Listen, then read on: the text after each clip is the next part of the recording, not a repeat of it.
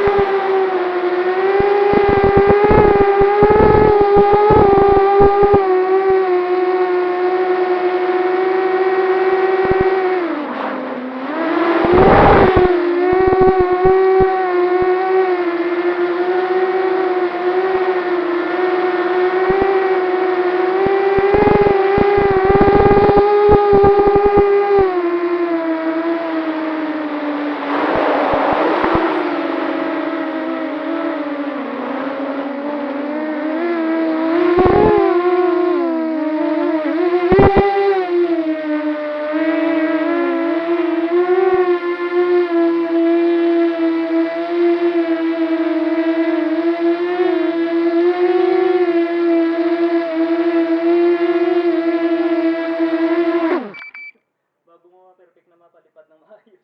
Nababangga. Oo, minsan sir, nababangga, nahulog. Lalo yung mga, ano sir, magpapalipad ka ng malapit sa, ano, yung hindi ganito kalawak ba. Mas, mahirap paliparan yun sir, yung Mabangga, marami siyang ano, banggaan. maraming obstacle sir. Hindi kagaya ganito sir na... Buti ito, walang mga wire-wire ng kuryente. Oo sir. Eh kung may mga wire ng kuryente yan.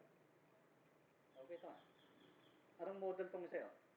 May mga model-model yan? May model-model din yan sir. Quadcopter na. Ang frame yan sir, yan yung may mga pangalan sir. Yan size ano ito sir, size 280. 280 millimeter sir yung frame niya.